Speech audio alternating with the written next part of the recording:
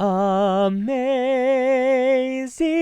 grace, how sweet the sound that saved a wretch like me. I once was lost, but now am found.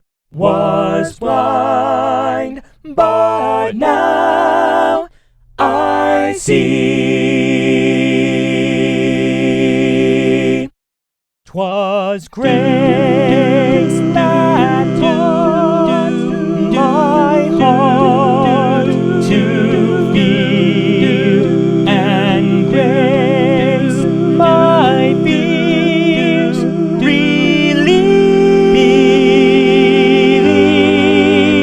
How precious did that grace appear, the hour I first believed.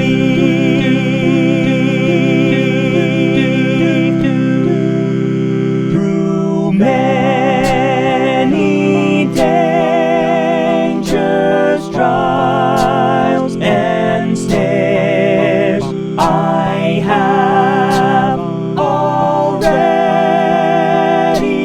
come. I've already come. 'Twas grace that brought me safe thus far, and grace will lead me home.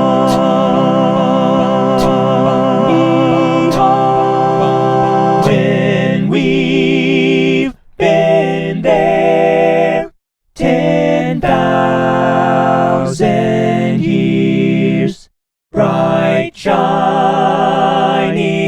as the sun,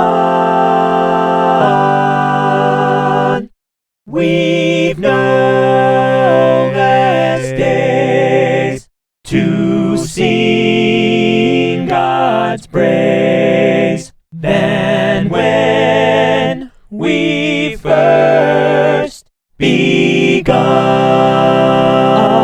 Amazing grace.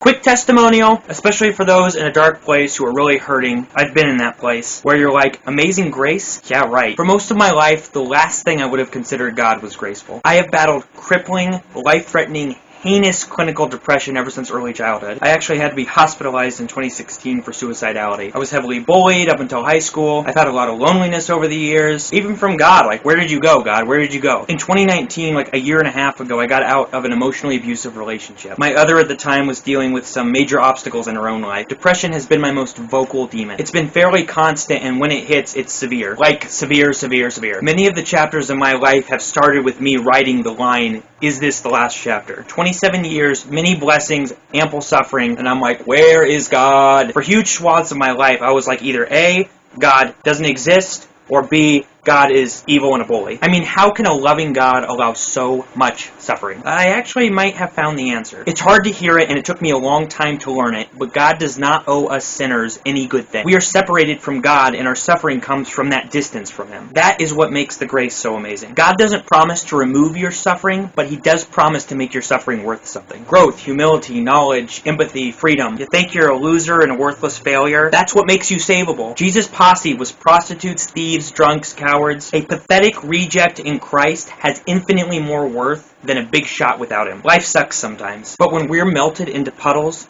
God picks up His brush and paints a masterpiece. God is not the architect of suffering, but He is the sculptor of it. If right now you're in like the darkest of darkest places, hear this. God has not abandoned us. We're still here. Go to God. Bring your skepticism and your fury and your confusion and go to God. If you are lost, anguished, done, go to God. If you feel unworthy of God, good. You aren't worthy of God. None of us are worthy. And that is what makes the grace so amazing.